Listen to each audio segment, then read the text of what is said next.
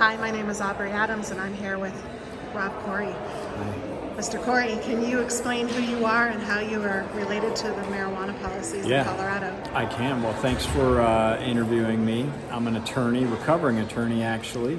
I helped draft Amendment 64 and helped design the regulations that implemented that provision. I came at this issue as a trial attorney, a criminal defense attorney, and represented a number of accused in cases involving marijuana. I was the first attorney to use the medical marijuana affirmative defense successfully in a jury trial in Colorado, and I've tried hundreds of cases in that area. And I'm here to testify in favor of House Bill 1317. It's pretty much of a baby step, really. It's such a minor tweaking of the law, and it's something we always assumed, the drafters of Amendment 64, we always assumed there would be not only even this type of regulation, but a potency regulation. Because it says in Amendment 64, let's regulate marijuana like alcohol. Well, alcohol has pretty severe and strict potency and labeling provisions in it. Now, there are graduated limits. Beer has a certain limit, hard liquor, spirits, that sort of thing. But those classifications are in the law, and it's pretty reasonable. And with marijuana, it's even more essential because we don't have that cultural knowledge and experience about it. And the producers and manufacturers of it, frankly, just put whatever they want in there, and there's very little regulation about the quality and potency of it. Interesting. That's interesting history you just talked about. Yeah. And why are you speaking out now? Can you talk a little bit about your personal experiences using marijuana? And I should say, too, this bill doesn't even deal with potency regulation or limits. I mean, it's that much of a baby step. I think the legislators decided maybe this wasn't the political year for that, and hopefully they can take another run at that. But it needs to be done. Colorado needs to do it, because we are recognized, rightly or wrongly, as a national leader in this. And a lot of other states are patterning their regulations and their legal provisions after Colorado's, which is unfortunate in some ways because the commodification and commercialization of this is a problem in our state. Personally, how I come to this, it's many years in the industry, representing the industry, being affiliated with the industry, having a ton of friends still in the industry, and still representing people who are patients, who are caregivers, and still working with them, more of a consultant role than a practicing lawyer.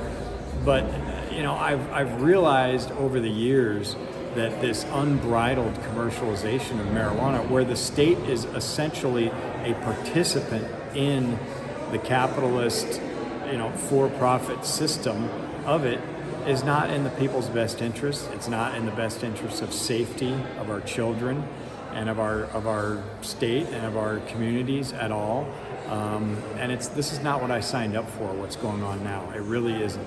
I signed up for, first of all, ending prohibition or limiting it or significantly reforming it. Amendment 64 was supposed to do that, and it didn't. The legislature here has stiffened criminal penalties for individual consumption and really distribution and cultivation of marijuana. That's wrong. That's not what we wanted. That's not what the voters voted for. And the voters did not vote for this unbridled commercialization of it that's largely unregulated in terms of quality and potency and that sort of thing. And furthermore, I definitely didn't sign up for this genetically modified, artificial, chemically soaked product that we have now that really has very little resemblance to the natural plant that grows well outdoors and does actually have some medical benefit to certain people in certain limited circumstances. I didn't sign up for any of this. It's hard to admit that I didn't see some things and that I was naive about some things and flat out wrong about some things. But at least I'm willing to admit that and try to make things right. I still know a lot about this subject and still can talk about it, and happy to do so. Did you come to these conclusions from personal experience? Somewhat I did, yeah. Personal experience of the product itself, using it, consuming it. It did not have, I would say, a positive effect on me in the later years. Now, early on, I was a medical marijuana patient, and I used medical marijuana to benefit. I had pretty severe back pain. It wasn't in my head. It was diagnosed. It showed up on the MRI, so it worked for me. I would be oversimplifying to say that it's bad in all circumstances. It does work for certain people in certain limited circumstances, and it did work for me. But now, as a recreational substance where we don't know what we're getting, that's the big problem. A consumer really does not know what he or she is getting, and that should change. With alcohol can be very damaging, and it can be a problem, but you can titrate and you know exactly what the doses are.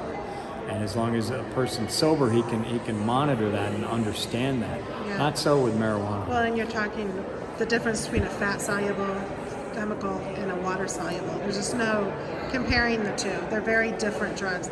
You can teach somebody that they can be 21, have a couple beers, as long as they don't drive, they'll be okay, right? If they wait till they're 21. Marijuana is completely unpredictable. You don't know if one hit's going to cause psychosis. You don't know how much is going to cause psychosis. So it's just completely different. You don't know what chemicals you're getting. Yeah. I mean, we had to sue LiveWell, which is the largest dispensary chain in Colorado, because it was using mycobutanol on its plants. We caught them doing it. They stopped doing it after we caught them. Yeah. So the case was a win. But the main offender in marijuana is THC. The science shows THC is a causal factor for psychosis. And all the people that experience a drug-induced psychosis, the main drug that converts to schizophrenia is cannabis, THC. Mm-hmm. And that's information we need out there. People need to be well informed with that. The industry needs to start telling the truth about that. Right. But did you experience cannabis-induced psychosis? Me personally? Yeah. I think so. I mean, I've not been diagnosed with it. And it's, I'm not a medical professional, and I've never seen anyone for cannabis-induced problems.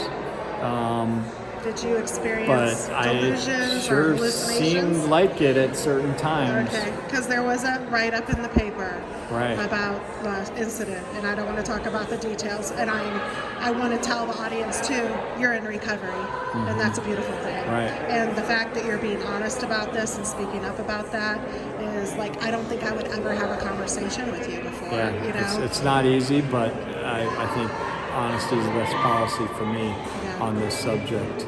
Were you addicted to marijuana? I don't think I was addicted, but I will say that it required more and more to get the same effect of it. And once I started dabbing and using, vaporizers and oils and artificial marijuana in its kind of artificial form, it did shift my brain chemistry. Okay. And I don't enjoy it, unfortunately, anymore. It's not the gentle feeling that it was before, and that's too bad. And I wish they'd told me that. I wish my old clients and friends in the industry would have mentioned that. You'd think they would know. Maybe they don't know. They're in it for the money and the profits. It clouds your mind. Marijuana can cloud your mind. Making tons of money can cloud your mind. It can change your brain forever, and it's lucky that you're still Rob.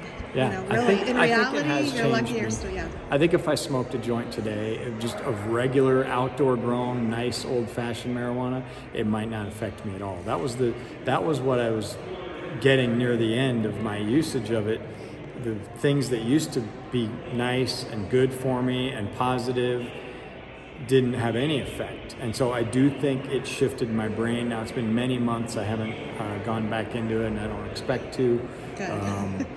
I hope, it's your decision, but I'm a fan of recovery. I live and breathe recovery. Right. So I wish you the very best with that. Thank you. And I know I saw you on a webinar with Kevin Sabat of SAM, Smart Approach to Marijuana.